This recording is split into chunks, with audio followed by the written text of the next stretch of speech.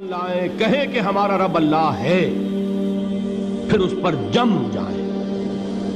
ان پر فرشتوں کا نزول ہوتا ہے، نہ کوئی غم کرو نہ خوف، خوشیاں مناؤ جنت کی جس کا تم سے وعدہ کیا گیا تھا۔ اللہ کی ربوبیت پر اطمینان جب انسان کو ہو جاتا، میرا رب اللہ ہے، ربی اللہ، انسان کے لیے نہ کوئی کھٹکا، نہ کوئی خطرہ، نہ کوئی خوف، نہ کوئی حزن۔ جو کچھ ہو رہا ہے کس کے اذن سے ہو رہا ہے؟ اللہ کے اذن سے۔ اللہ کے اذن کے بغیر پتا تک نہیں ہلتا۔ یہ کوئی اندھا بہرا مادہ نہیں ہے جس سے مجھے کوئی خوف ہو۔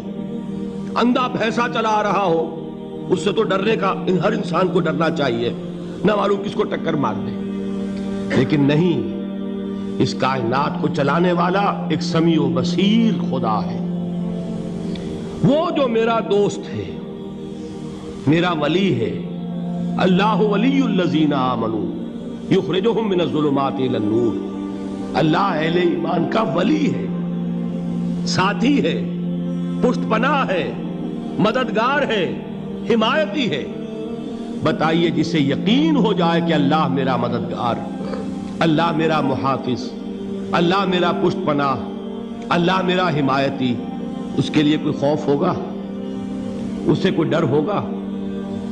میں مثال دیا کرتا ہوں ایک بہت سادہ، پنجاب کے دیہات کی۔ تو بڑا چودھری ہے اور کوئی غریب کسان ہے۔ اس غریب کسان کے جانوروں کو ہر وقت اندیشہ ہوگا چوری کا، کوئی میری بھینس کھول کر نہ لے جائے، کوئی میرا بیل کھول کر نہ لے جائے۔ لیکن جس کے بارے میں یہ سب کو معلوم ہو کہ وہ جو بڑا چودھری ہے وہ اس کا دوست ہے، اس کی بچیا کو کوئی خوف ہوگا؟ اس کی بھینس پر کوئی ہاتھ ڈالے گا؟ اسے کوئی اندیشہ ہوگا؟ نہیں۔ کیوں؟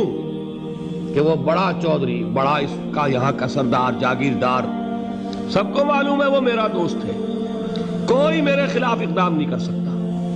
اس دنیا میں یہ چھوٹی سی بات اگر آپ کے دلی اطمینان اور سکون کا باعث بن سکتی ہے تو ذرا تصور کیجئے۔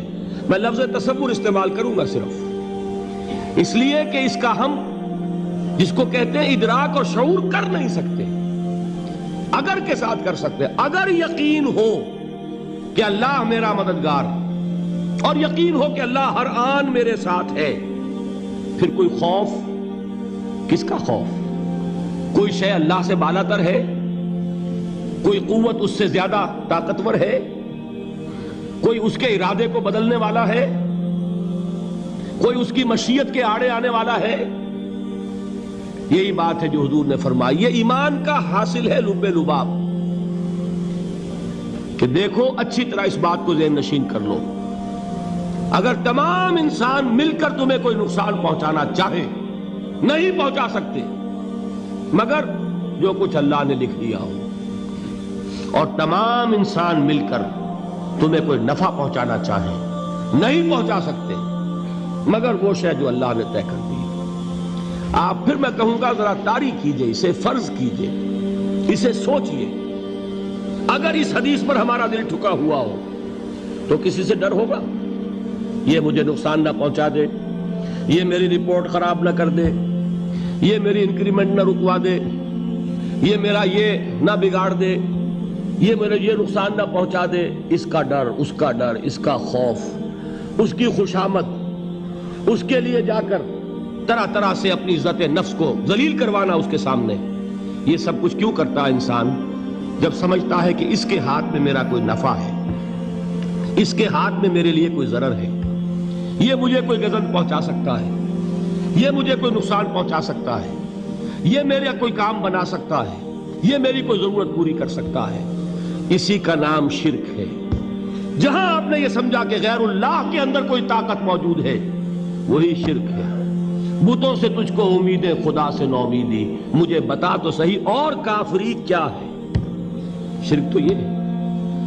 جس پر بھی تمہیں یہ خیال ہے، کلمہ ہے یہ کلمہ سوم، لا حول ولا قوت الا باللہ، ذرا اس پر دل کو کبھی اگر آپ تصور کریں، پھر فرض کریں، دل ٹھک جائے اس پر، کوئی طاقت نہیں۔ یہی بات تھی جو شیخ عبد القادر جیلانی رحمۃ اللہ علیہ نے اپنی وصیت میں اپنے بچے سے کہی. 11ویں دینے والے ہیں، لیکن حضرت شیخ عبد القادر جیلانی کی وصیت اور تعلیمات کو کتنے لوگ ہیں تو جانتے ہو؟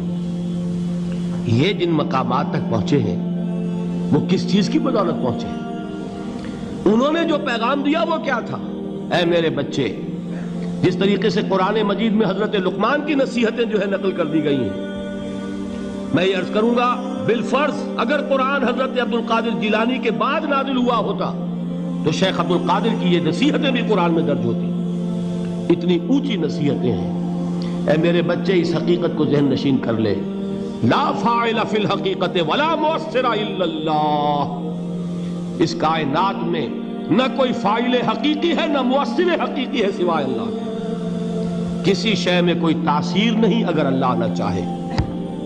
آگ جلا نہیں سکتی اگر اللہ نہ چاہے. پانی ڈبو نہیں سکتا اگر اللہ نہ چاہے. زہر ہلاک نہیں کر سکتا اگر اللہ نہ چاہے. کوئی چیز فائدہ نہیں پہنچا سکتی اگر اللہ نہ چاہے.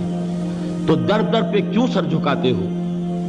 در در پر کیوں جبیں سائی کرتے ہو؟ ان معی ربی سیہدین. نہیں، میرے ساتھ میرا رب ہے، وہ راستہ دے گا. بتائیے کہاں راستہ نظر آ رہا ہے؟ یہ ہے ایمان بالغیب. راستہ نظر نہ آئے تب اللہ پر یقین ایمان ہے. جیب میں پیسے ہوں اور تب دل کو اطمینان ہے تو ایمان کس پر ہوا؟ پیسے پر، اللہ پر نہیں. جب وسائل و ذرائع نہ ہو اور پھر یقین ہو کہ اللہ مسبب الاسباب ہے، وہ اسباب کا پابند نہیں ہے، وہ اسباب کا محتاج نہیں ہے، اسباب اس کے محتاج ہے. اگر یہ یقین ہے تو اللہ پر ایمان ہے. یہ نہیں ہے تو تمہارا ایمان اسباب پر ہے، وسائل پر ہے، ذرائع پر ہے، مادیات پر ہے، اللہ پر نہیں. اس وقت کہاں راستہ تھا؟ کوئی راستہ تھا؟ سمندر ہے اور ادھر سے لشکر آ گیا ہے. کلا ان معی ربی سیہدین. اب دیکھیے، ایمان کہہ دینا آسان ہے، ہوا معکم اینما کنتم، جہاں کہیں بھی تم ہوتے ہو اللہ تمہارے ساتھ ہوتا ہے. لیکن اس کا یقین قائم ہو جائے تو زمین و آسمان کا فرق واقع ہو جائے.